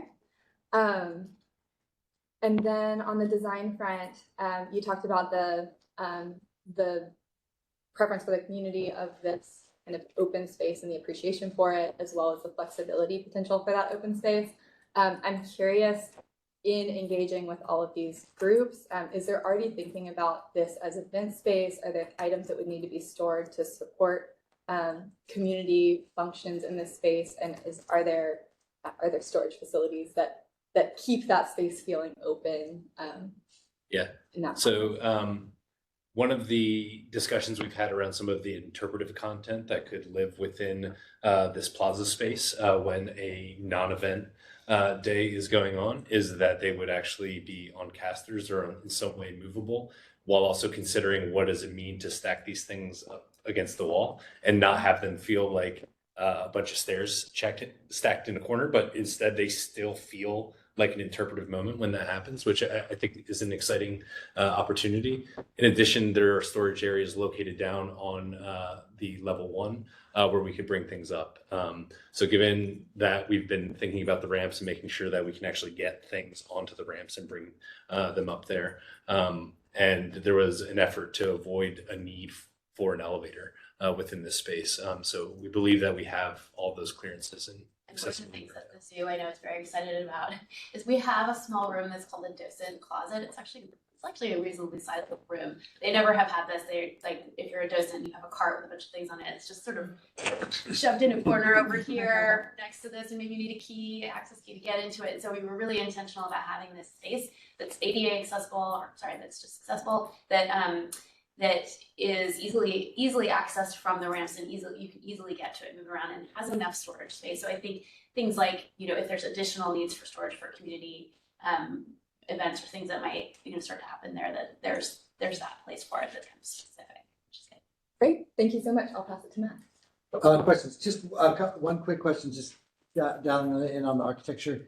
The roof. What's the roof material? The actual roofing system. The roofing system is a TPO membrane. Yes. Yeah. So we have insulation below that, and then it's the MPP panels as the actual deck. Yeah. And then my only other question, maybe we'll get to some comments next, but I'm really interested in how we're getting water off the roof and where it's going. Yeah. Like there's really deep overhangs that are really slim and beautiful. Yeah. With no gutter. Nope, there is a gutter. Okay. And it's actually not a small gutter at all. Yes. And it's about 10 inches in depth off of it, and I believe around 6+ inches deep. And there are 3 downspouts. Oh. The shape of the roof, actually, you can kind of see within these images. This was something we spent a good bit of time working through. The arc to these allows us to have 3 low points on the entire roof. So it all dishes to one location. So as it goes into the gutters, it'll flow to those, and then we bring it down, and then we can lead it over to. I'm looking at slide 30, where we have that really beautiful deep overhang, and then it's so slim, and then it kind of kicks back up. That one actually has it too. Yeah. So it is that one. This. Or actually, my slides number is different, I guess. Yeah. Yeah. We made some updates. Okay, it's fine. Well, yeah, that's great. I don't have any other questions. So one of the things that we were able to do is, because we're using the MPP panel, that has its own ability to cantilever. So we have about a 2-foot cantilever with the MPP, and it's a 4-ply MPP panel. And so we can actually affix the gutter directly to the edge of that. Of course, the membrane is going to come down over that, but we are able to attach onto that edge to keep it in that. So somewhere out of that edge, 8 feet from the building, you have some vertical. Yeah, you can't see it. Steel pipes. Yeah, it would be Or behind something. what we're seeing with this bridge. It comes back to a column, comes down, and that actually in this location it runs on the underside of the canopy path over to the catch basin. Good. I'll pass it on. Thank you. I think I'm the last one. I wasn't here at the first presentation, so it's exciting to see, but Pooja and I actually were not, maybe not the first, the most recent. We're able to go to the zoo and see the model on site and then walk the site, so it was really awesome. So glad to see you here today. I had just a couple of questions, and it's actually focused really on the exceptional grove. So in the previous design, there was a ceremonial tree, and so I think Valerie mentioned that before too. Is that not there? Was that an existing tree? Did something happen to that tree? Just curious about that. And then the second one is, I would just love, I don't think it's slide 24 anymore. But it's the slowing down at the main entry, I think is the title. And just kind of talking about that, if you could just kind of walk us through that entry experience, because it's very different than the way you kind of entered before and had a space that opened up in the landscape for you. Right. So just talking through that. Yeah, so the ceremonial tree before was an idea of actually, with the removal of the guest services building and having that space, putting a new tree there. Okay. We're still going to be looking at what opportunities we can take and have with what exists already within this grove. There's a fair amount of really healthy trees in that zone, so we don't want to do any excavation to then put something into that space.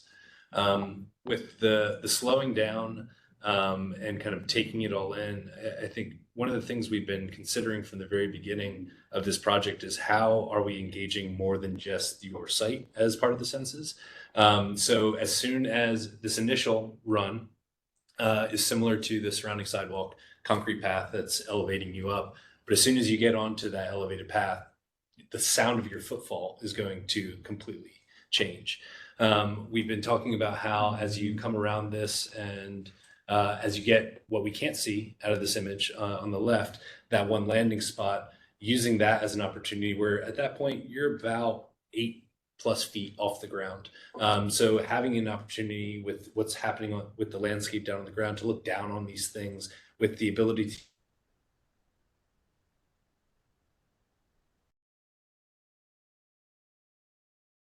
to information that could help call your attention to the things that are happening nearby.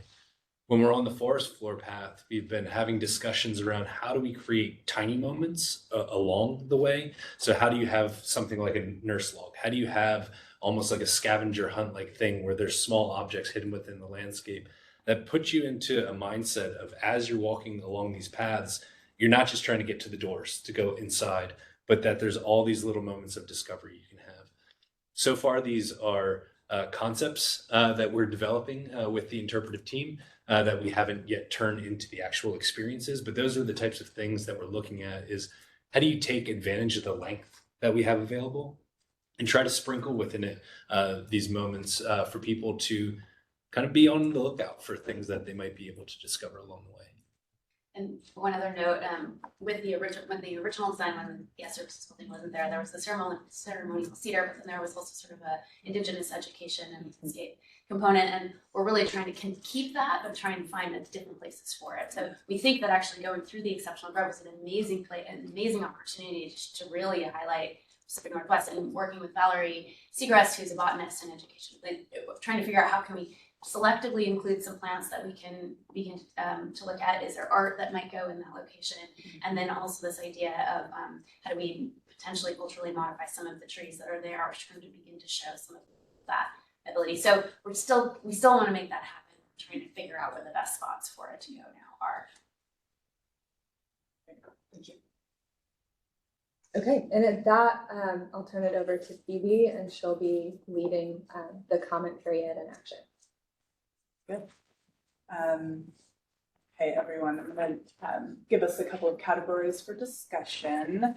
I think my perception is I think we can go around this in kind of one round and just have, I think most of these things are kind of refined enough in terms of the design that I think our comments can be consolidated to that. So I think just general overall topics is just looking at overall design, but then specifically things that can fall under that overall design is just how is it achieving the goals of the project, but then also looking at the changes to the program, and in terms of also retaining the existing guest services building, and then the resultant kind of entryway that I was just mentioning, circulation in general, the stairless concept, which is really awesome, and then how the paths are interweaving inside and out, and then what the quality of the spaces are inside and out. So it's kind of one big global design in general.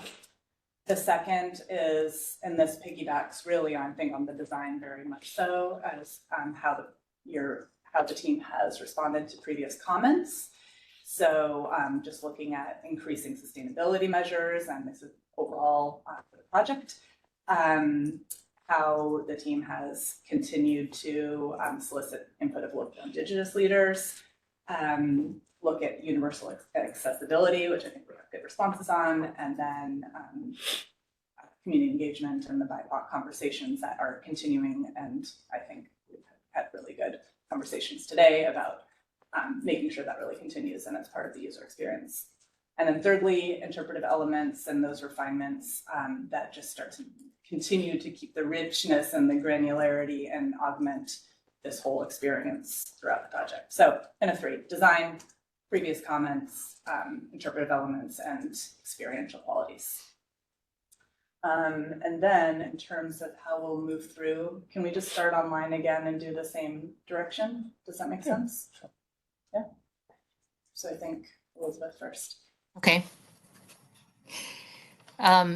Thank you. This is a really rich project. I appreciate the materiality of the steel in particular, because they're the weathering steel. I think you've been really careful about sustainability and also the aesthetics of your choices. I'm going to add something to interpretive, the category that Phoebe just brought up, which is art. I agree with Phoebe that the slowing down really got my attention. And you mentioned that this is something that some of your Indigenous partners brought up, I believe. And so it might be interesting for visitors to actually get some background on that slowing down ethic and decision, how that decision influenced design, and how it's intended to influence the experience and your overall goals. I think slowing down and weaving have a really close relationship. I'm going to encourage you to maybe go back to some local, city, county, other entities, not necessarily for funding for art, which is you're in that process right now with interpretation and art, but to find out who there's been a concerted effort to bring more BIPOC and Indigenous participants into our artist pools, both official and anecdotal. There are communities of artists who know each other. And so I realize you do already have some really strong connections there. If it makes sense for you to enlarge that pool, as you're looking at art functioning both for interpretation and for moments of conversation, and also in that slowing down kind of impulse, then it might make sense to have some more resources of who is actually available, which it's a more open and diverse population than it might have been 4 or 5 years ago, and still, thank goodness, expanding. So thank you. I'll pass this on to Ben.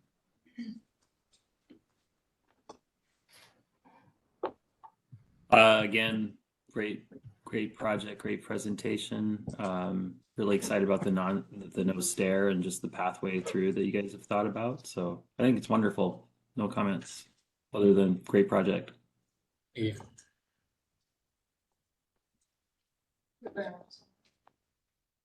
Yeah.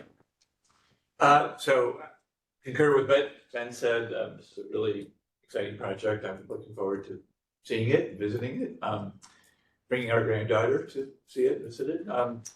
I think that just with regard to the first two categories that you mentioned, one with regard to design, I was, as a transportation planner, I was just mostly interested in the whole trail ramp configuration. That is such an important element of, I think, how people will experience this. So I think I really appreciate both the refinements in the design and the additional outreach that was done just to make sure everybody's feeling comfortable about that.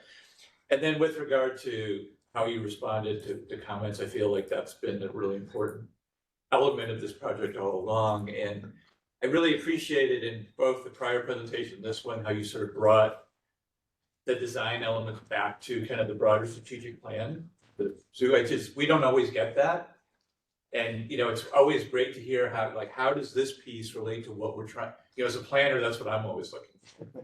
How does this relate to the bigger objectives we have as an organization or as a zoo entirely? So I hope you'll continue to do that as the project gets built and opened, because I think that's just really important to help people understand, well, what is this thing? Why is it here? So I think it's really great to do that.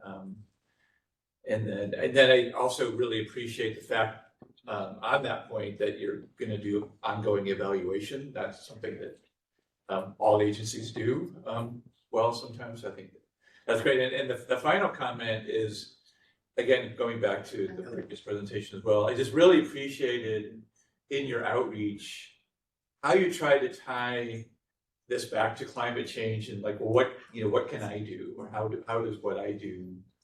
It's such an important issue. And as somebody who worked for SDOT for a number of years and other agencies, something we always had to sort of gently remind, what we do matters, but what you do actually really matters too.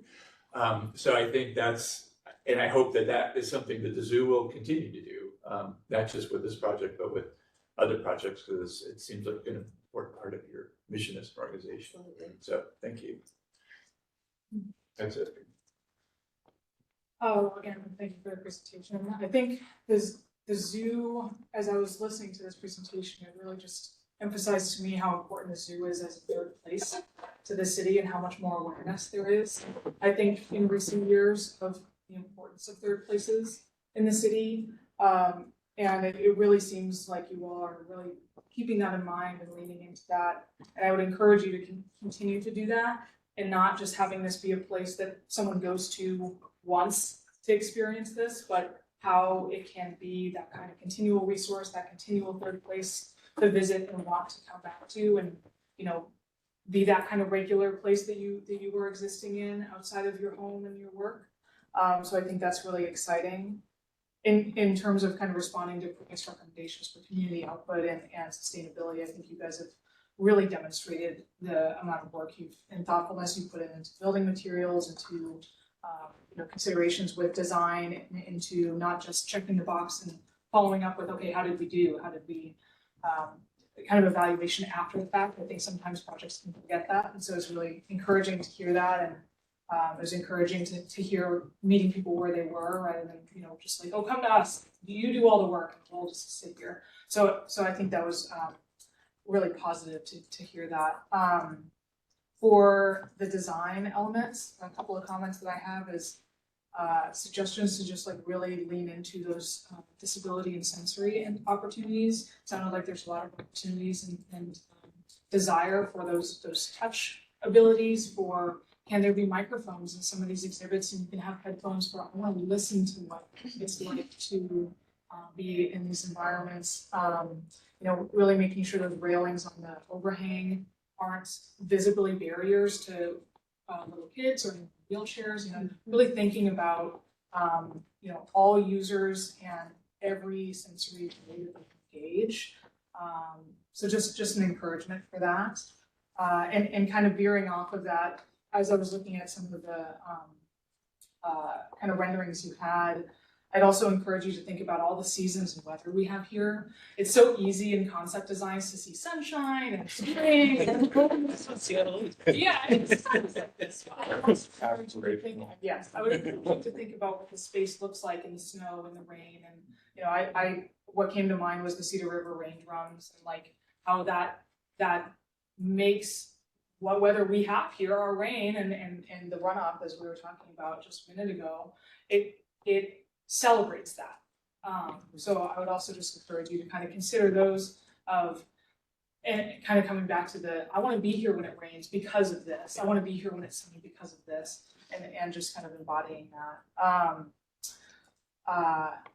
You know, the last thing that I have here in terms of more of those interpretive elements, I think we kind of touched on this before, but it really feels like this can be an opportunity for people to understand the things that the zoo is involved in, as you mentioned, but also how people can be involved. You know, what's going on with the EPA, what's going on with local bills and legislation, not just in how you are being involving in that, but how are there QR codes that people can just jump right on and fill out a petition or be engaged in something, go to a meeting, whatever that looks like. So I just encourage you to continue thinking about those elements. Great, thank you, Jay. Okay, so the first category that I'll mention is the design. So I greatly appreciate the considerations for the open space as well as flexibility for events. So thank you for sharing about that. Following up on one of the things that Jay mentioned about plantings, I'm curious if there's been consideration for things like hanging plantings you really talked about it within the experience of the exterior, and the animal exhibits this multi-level thing that you're witnessing. So I'm really curious if that has the potential to play on the interior while leaving the space open for events. I'm also curious what the architectural expression opportunities are for Indigenous expression. So you've talked about the ways that you'll be bringing these in from an art perspective, and so the potential for that application for art and for interpretive experiences, which I was really excited to hear about. And I'm curious if there are ways that Indigenous expression component can play on the walkway, on the roof, on the walls, just to hear a little bit more of that, what that story can be and what that collaboration can do for the architecture itself. In regard, the next category I'll talk about is the sustainability measures.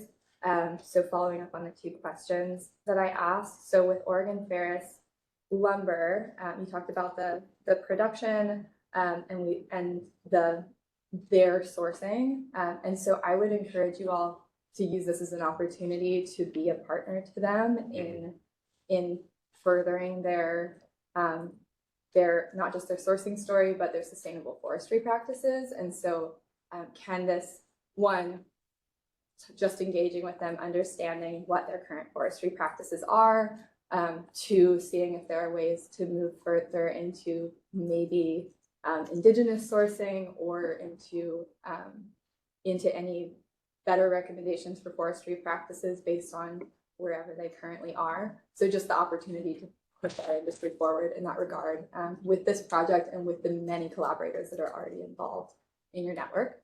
I would say the same thing on the construction and general contractor side. So I would ask, what are the opportunities to track emissions through construction? What are the opportunities to track low impact construction, whether that's in electric rather than fossil fuel use on site, whether that's low impact to the landscape or to the animal environments, as you're mentioning, and just the ability to tell that story about how this thing was constructed, how this thing was sourced, as part of the full story of conservation.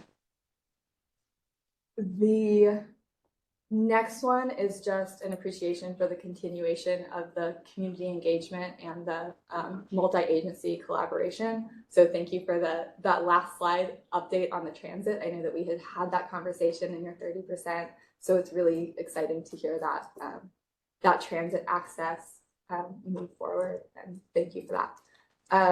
So the agency collaboration as well, and also the culturally relevant outreach. So the fact that you're doing things like this barbershop outreach, I think is really valuable to the project to get voices that you're not always hearing in these projects. And I also just want to appreciate, I know that that you all have worked together, not just on this project, but on other projects. So I appreciate seeing some of the fruits of that continued collaboration between your organizations as well.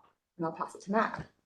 Okay, thanks again. It's been such a pleasure to see this project. The previous 2 times I think I saw it, 2 or 3, plus this. Really inspiring in so many levels. I wanted to applaud and support the work on sustainability. I think specifically since we saw it last, in terms of carbon impact, there's been a lot of progress. And reducing concrete in particular. And I think that's really significant for the project and for us all. The couple trade-offs come with that. I really think the elevated walkway is, I think there's 2 things about this project that are really, really exceptional architecturally. And I'm focusing on that because that's my perspective. I think the elevated walkway and I think the roof system are just really, really exceptional and innovative and wonderful.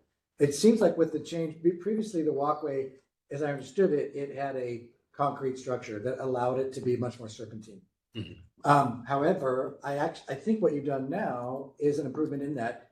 You've changed the structure from this serpentine, spanning element to the guardrails. The guardrails are trusses, so they're doing the spanning.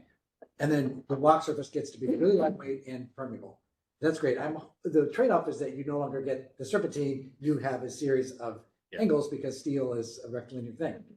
I still hope that you can work with the steel. Right now, the guardrail is all HSS. And maybe there's some lighter elements that you can use for the webbing. And maybe those nodes where you turn get to be a bit more expressive. And I know you mentioned that. To sort of offset the sort of linearity, angularity that you have to work with now, but I think it's a great thing. On the roof, again, it's absolutely spectacular looking at it from underneath up with the sort of gluon beam diagrid in the middle, and then these subtle changes. And I think it's a really challenge to take linear elements like timber and make them subtly curvilinear. I think it's absolutely beautiful. I do wonder about the technical challenges, constructability challenges about what I think are 34 round skylights. 34 round curbs flashing, and whether or not, whether or not could some of those be aggregated, and then you have a more conventional, much larger skylight that is outside facing the sky with a more standard curb, and then within that you have aggregated holes in the ceiling. Nevertheless, I'm really impressed and inspired by this whole thing. The only other piece I wanted to mention, I think the ridge light was new from last time. I think it makes a lot of sense. I do think, again, it's another linear element.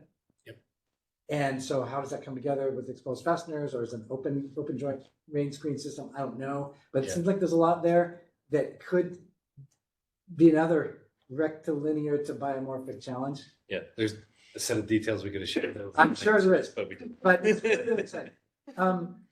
I just, like I said, really inspired and excited, and really appreciate the chance to see this project as many times as we have. And not to mention, I'm focusing on the architecture and design, obviously all the other thinking, as you mentioned, about the big ideas of the project, and then also as the Hummingbird team discussed how those ideas are being solicited from various community members, I think are just really powerful. So along that line, I just want to sort of build a little bit on the last statement about, are there other ways that Indigenous leadership could impact the experience of this space or the architecture? I really like this notion, as I understand it, that, there's an idea about slowing down. And that does have a physical impact on the architecture. You're thinking about that. Are there others? And I'm thinking, is it beyond what we often see as the application of art or interpretive signage, which can be kind of superficial. Are there other ways that the Indigenous leadership can fundamentally impact the architecture or the elements? And like you already have started, this idea of slowing down.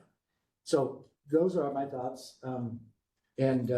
Just like I said, really appreciate all the incredible work that you're doing. Lastly, I do think it's a good move to keep that existing guest services building. It's not that old. And again, it supports your goals of reducing impact, and I think you've figured out a way to work around it. So really, really great work all the way around. Thank you. Thank you. Okay. I'm thinking that I will just kind of add in to the appreciations and the comments and not just kind of do my separate. I think most of what I've been thinking about has been said. So I have just a couple of comments that I'll kind of roll in, and then commissioners just listen to what I say and see if I'm missing anything. And then did you want to ask if there? Yeah, so we wanted to see, and we may do this as well, if Yeah. Phoebe's adding anything, but so we'll do it before and after Phoebe shares with us. So do you all have any questions or clarifications that you want to make based on what you heard? Is there anything that you feel like we misunderstood that you would like to clarify? No, I think we could put together another presentation to get to some of these things. Postscript. Okay, great. Yeah, I think we're so again, thank you so much. We obviously are in great, appreciation of the project and your work towards it. And I think your cohesiveness as a team is really just makes for everything better all the time for our world. So thank you.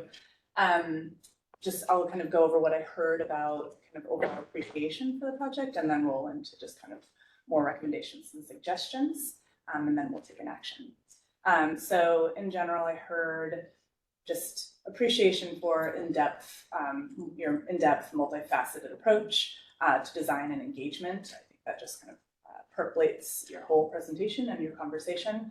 And then as well as your attuned response to our previous comments. And so that was just very clear about how the design has evolved and why, and then going into more depth. So thank you. Again, that continued community engagement, so appreciation for that, and then that kind of in-depth agency collaboration and that out-of-the-box approach to engagement, and really look forward to seeing how that plays out in the lit design. Materiality, I think there's some really strong choices in terms of the aesthetics, and then how that conflates and marries with sustainability. Loving the weathered steel and kind of the truss effect. The sterilist approach and the sensitivity to just circulation experience and universal accessibility on kind of a holistic view is just really strong, fundamental piece of the project. Appreciate how this presentation and the design is keyed into kind of the larger goals of the zoo and kind of a planning perspective, and just really taking note that this should always be reflected in projects, right? So when you have that larger plan, how this is not, a unique piece that's fitting into the, the greater good of the zoo and then beyond regionally. We appreciate the focus on seeing oneself in a project and how that story, not just when yourself in the project, but also how you see your story in the project, or potentially how you can share. And then, I think Jay said a nice thing about this place is a third place, the zoo. So always just thinking about how this is a continued experience, right?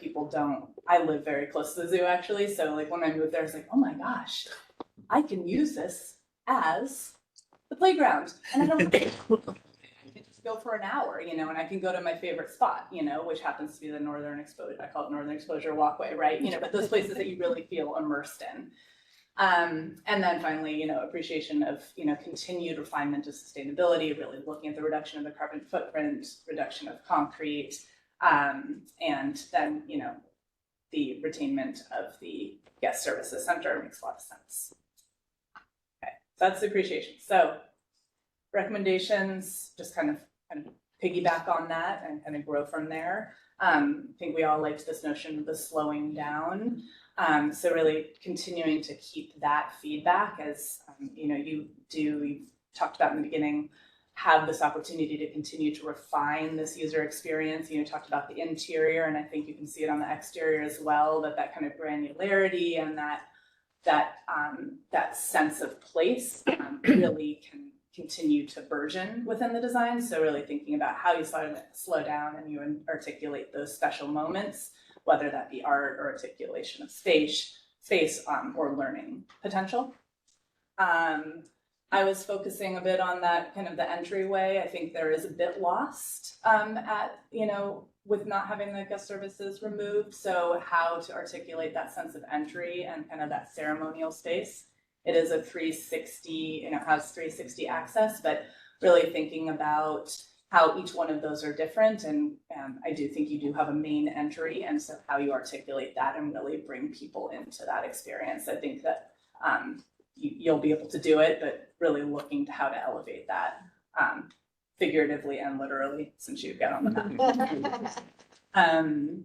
Circulation in general, so just to continue to develop that weaving of the at-grade and the elevated paths. So I think when you look at the imagery, there is a little bit of a differentiation between this, and I think Matt said it well, he's really excited by, the architecture components and how as the ground floor path really part of, I think, that architecture as well, and what's that three-dimensional experience between the two paths as they weave in and out.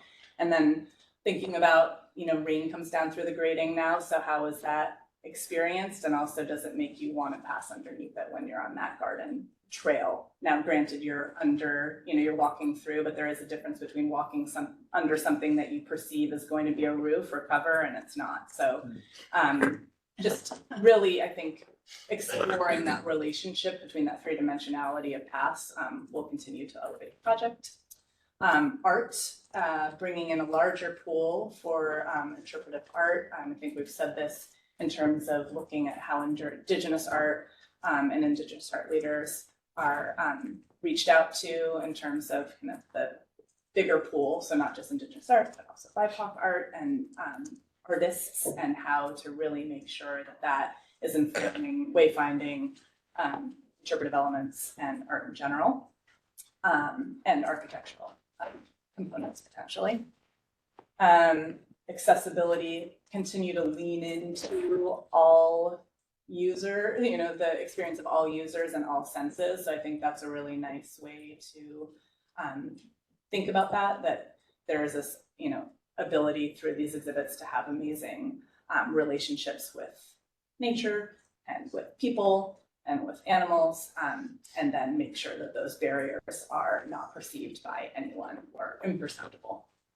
Seasonality, I think we just kind of talked about that, the thinking, I think Jay said that nicely. Continue to express seasonality throughout the site and really think about how the spaces feel, especially when it's raining or icy. And then finally, sustainability in general. I think Molly kind of put it nicely, kind of put a bow on it, but basically, really think about your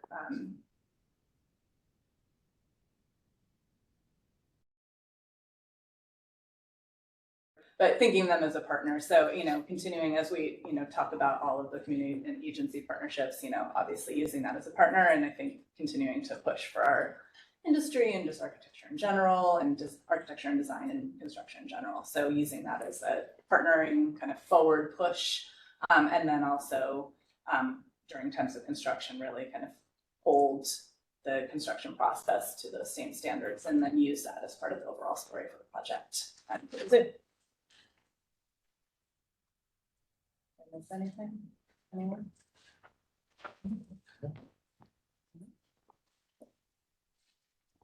Jay mentioned touch. I thought that was an interesting addition to some of the multisensory aspects of the current design. So maybe that's something to just keep running. Yeah, I heard touch and sound. Touch and sound, yeah. Yeah.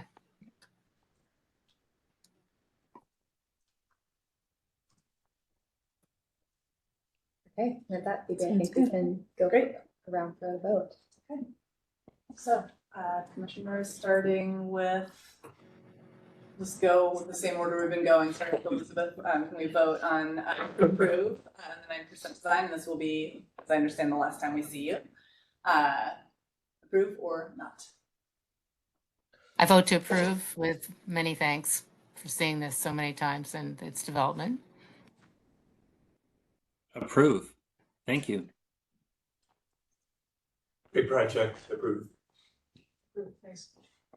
Approved. Thank you all for all of the effort and for sharing it with us along the way. Yes, approved. Yeah, I do approve. Okay, and at that, we want to thank you once again for sharing this with us now and throughout the process, and for all of the work that you've done in between those sessions. Thank you. Thank you. Your comments have been very helpful as well. Really have used them. Thank you. Come see it. Yeah. May 2026. Oh, okay. I know I've talked about it. She's talked to, she's talked to. Commissioners, we've got, Morgan Junction at 1, so maybe reconvening by 12:45. Okay. About the specific project, and I would about to what degree.